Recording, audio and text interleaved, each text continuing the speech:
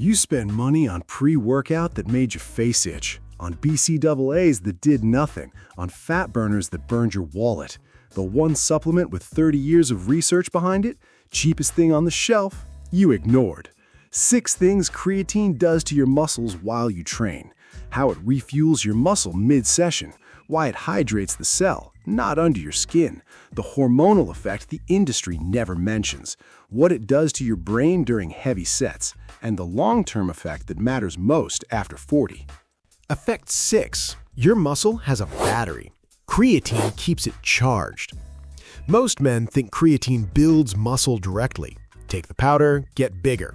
That's not what it does. And that misunderstanding is exactly why so many men use it for 3 weeks, notice they're not suddenly jacked, and stop. Here's what's actually happening. The first 10 seconds of any maximum effort, a heavy squat, a hard sprint, the final rep of a set, run on one fuel source, ATP, adenosine triphosphate. It's the immediate energy currency of the muscle cell. The problem is, the cell doesn't store much of it. It depletes fast, and when it's gone, output drops. Phosphocreatine is the rapid reload mechanism. When ATP breaks down during that burst of effort, phosphocreatine donates a phosphate group to rebuild it, faster than any metabolic pathway available. The higher your phosphocreatine stores, the faster that reload happens. The faster the reload, the more force available on the next rep, and the one after that. The battery was always there, it just hasn't been running at full capacity. What comes next isn't about energy, it's about water, and why the way creatine moves fluid through the body is the opposite of what most men assume. Effect 5. The muscle that hydrates from the inside.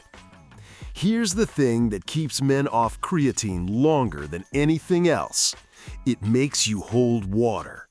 Said like it's a problem. Said by men who picture bloating, soft muscle, the puffy look of someone who ate too much sodium the night before.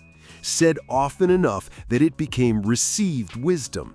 And received wisdom in fitness has a way of surviving long after the evidence against it is obvious.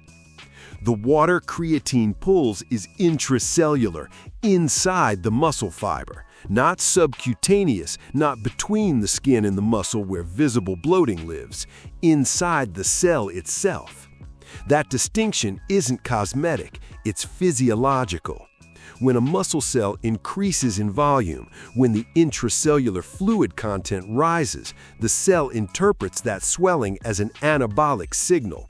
This is called cell volumization, and it's a documented trigger for protein synthesis upregulation, independent of training stimulus. The muscle doesn't require an additional workout to receive that signal. It receives it continuously, as long as creatine stores remain saturated. The next effect is the one the industry actively avoids discussing. Not because the research is weak, because it can't be turned into a label claim, and what it does inside the cell is more valuable than anything currently on the shelf next to it. What a strong and healthy body? Hit the like button. If you're not subscribed to the channel yet, click the subscribe button. Effect 4. The hormonal effect nobody sells you. This one doesn't appear on any creatine label. No brand leads with it, no influencer builds posts around it, because it can't be reduced to a tagline, and because understanding it requires knowing 2 words that the supplement industry prefers you don't look up: myostatin and IGF-1. Myostatin is a protein your own body produces specifically to limit muscle growth. It's a biological brake, a regulatory mechanism that prevents muscle tissue from growing beyond what the body considers necessary. In young men, that brake is loose enough that training overrides it consistently. After 40, myostatin activity tends to increase while the signals that suppress it weaken. The brake tightens. The muscle becomes harder to grow, not just because of anabolic resistance, but because the body is actively limiting the response. Creatine supplementation is associated with measurable reductions in circulating myostatin levels. The brake loosens. IGF-1, insulin-like growth factor 1, is the primary local regulator of muscle hypertrophy. It signals the muscle cell to grow, repair, and retain protein. After 40, systemic IGF-1 production declines as part of the natural hormonal shift of aging. Studies document that creatine supplementation increases local IGF-1 expression in muscle tissue, not systemically, but at the site where it matters most. From a white powder that costs less than your monthly coffee. The next effect moves out of the muscle entirely. It happens between your ears, and it explains something specific about why the last sets of a heavy session feel harder than they should. Effect 3. What creatine does to your brain during heavy set. The brain uses phosphocreatine as an energy reserve during periods of high cognitive and physical demand.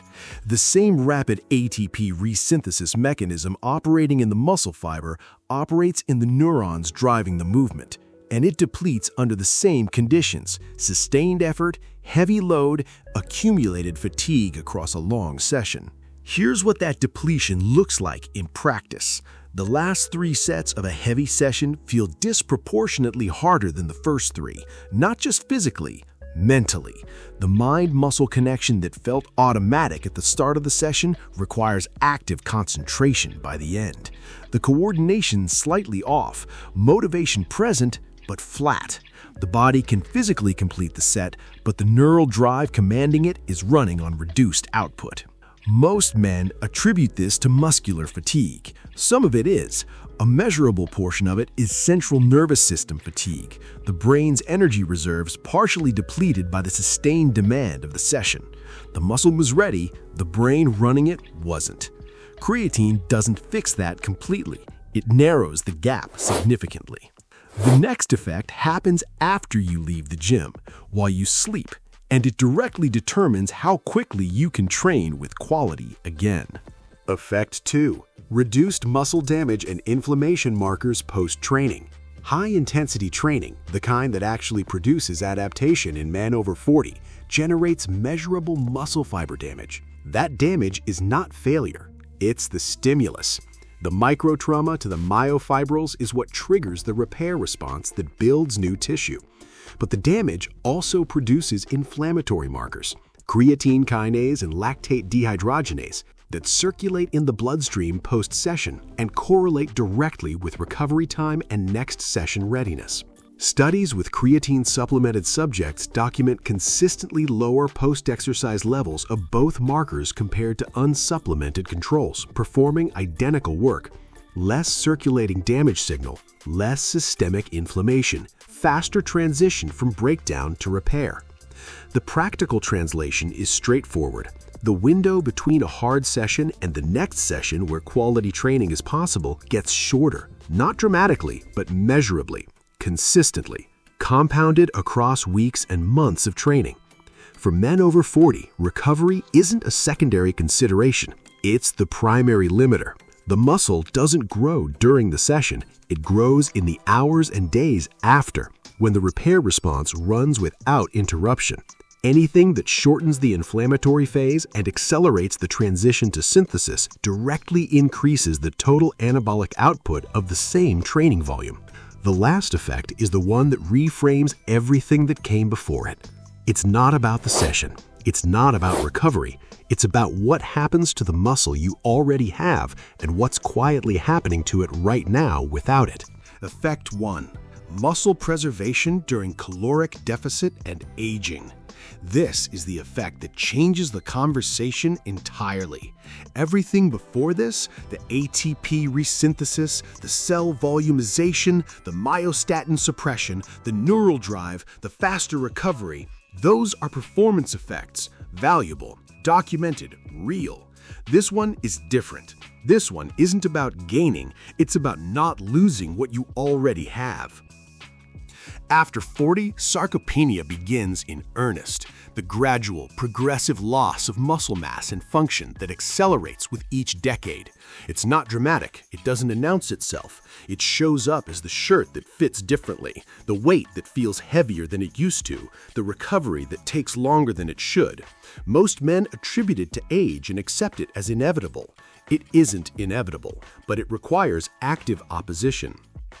Here's what creatine does in this context. During caloric deficit, when the body is in a catabolic state and muscle protein becomes available as a fuel source, creatine supplementation demonstrates a protective effect on existing muscle mass. The mechanism runs through the same pathways established in the previous effects. Maintained cell volume signals anabolic environment. Suppressed myostatin reduces the catabolic rate. Elevated local IGF-1 preserves the repair signal even under energy restriction. The muscle holds longer, loses less, recovers more of what it does lose. And the cost of that acceleration isn't visible today. It wasn't visible last year. It will be visible at 55, in the mirror, in the numbers, in the gap between what the body could have been and what it became. The supplement that could have narrowed that gap costs less than a monthly streaming subscription. What did you think of this video? Drop your honest opinion in the comments. I actually read everything. Hit the like button. If you're not subscribed to the channel yet, click the subscribe button.